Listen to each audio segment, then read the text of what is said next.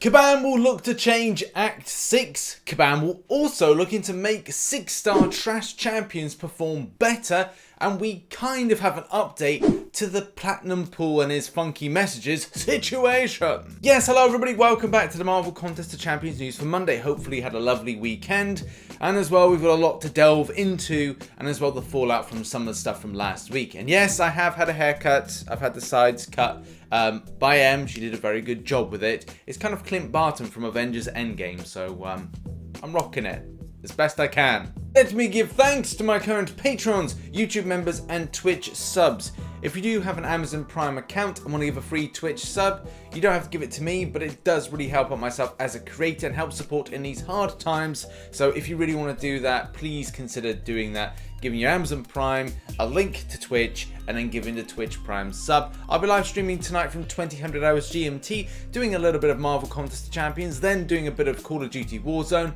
So do come on by. Thank you to those that do that and support the channel through this means.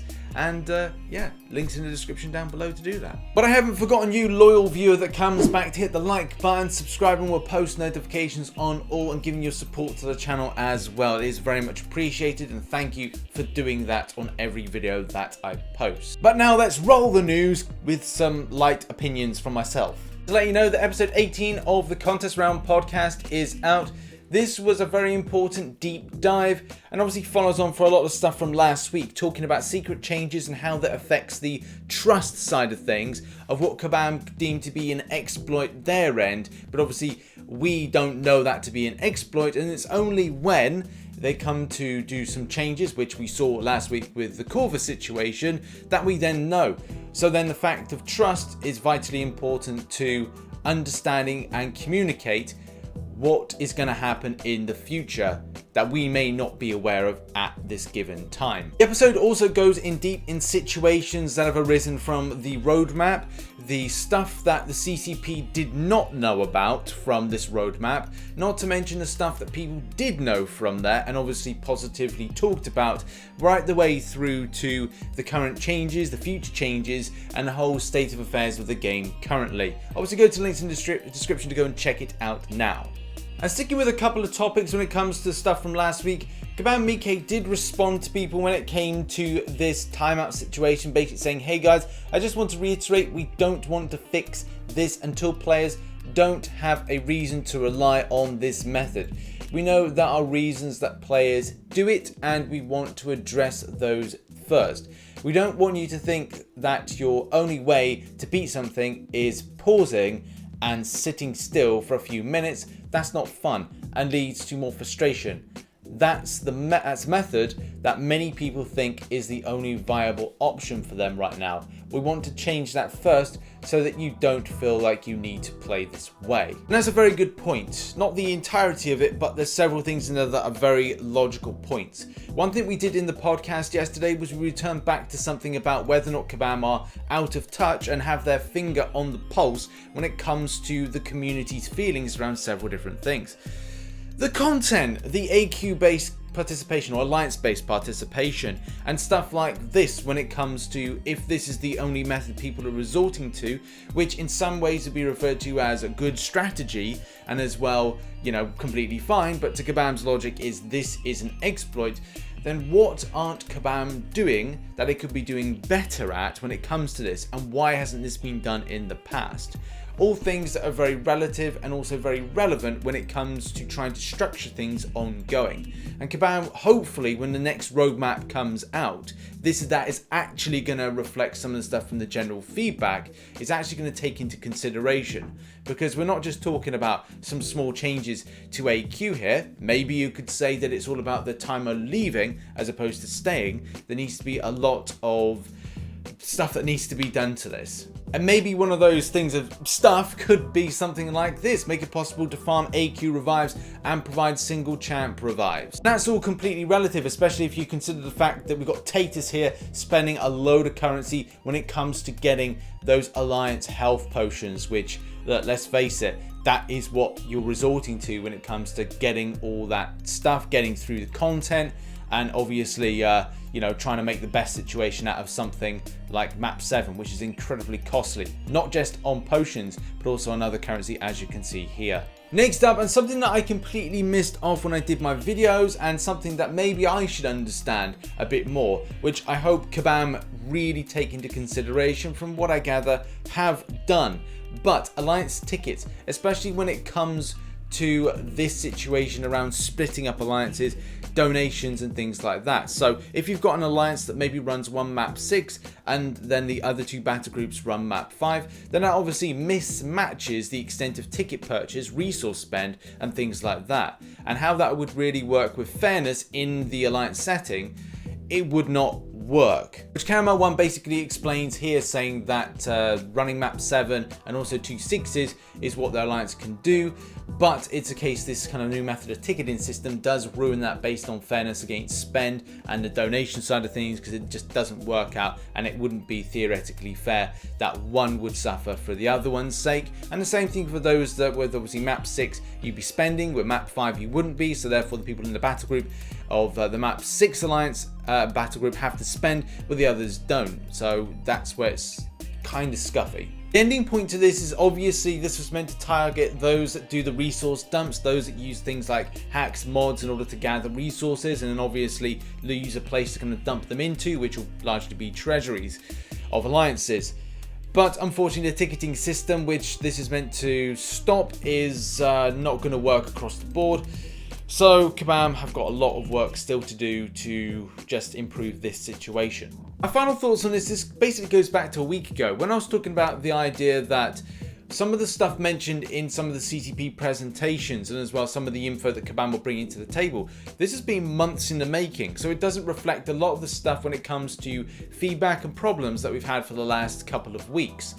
So maybe it was a case of just Kabam answering just point blankly against the general feedback and going, right, well, we'll scrap these ideas because they don't really represent, well, what is a full nature to what players want to see moving forward.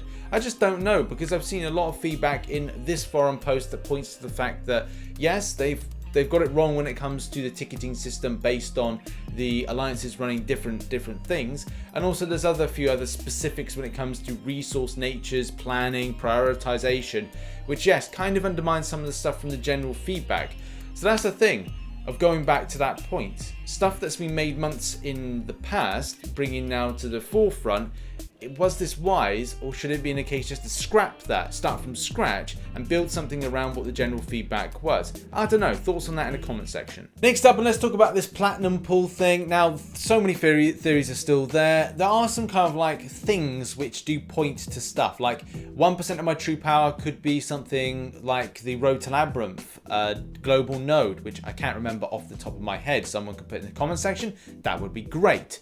But as well, things to say an arm and a leg, so therefore it's going to be a free-to-play event. As Rocky Panthers says, there's a lot of information to take into consideration. Don't leave me, limited time or time-limited event. The fact is, there could be so many things that could be associated with what this could be. Next up, and I was surprised to see on Friday, and sticking with some of the stuff of feedback of the stuff that dropped the roadmap, Kabam BK took to the forums to respond to somebody saying Act 6 is being looked at, but we don't know how just yet. I know we're going to get a lot of feedback here, so I should let you know that first and foremost, we're looking at the champion 6.2.6 boss. Hallelujah. We want him to remain difficult fight, but with Book 2 on the horizon, no established date, and the overwhelming positive reception of the Grandmaster fight, we know we need to go back and take a look at this fight. Before anybody asks, I don't have any more info on the fight or if there would be compensation. This is obviously very positive news, and as well, this comes with something else that Kabam Miike responded to on Twitter. Responding to James's bad pull, picking up a 6-star Moon Knight and saying, we're aware and working on it. This isn't a quick/easy change to make, but we need to work towards making the hard work of pulling a champion for a 6-star crystal worth it. But we need time. This is a big game and a change can't happen overnight or even in a month. This does come back to something that we said on the podcast yesterday, and that is understanding whether or not Kabam have been out of touch, not just recently, but for a long time when it comes to situations like this. When 6 stars were first introduced to a point where we are now, obviously with the massive feedback of the last couple of weeks.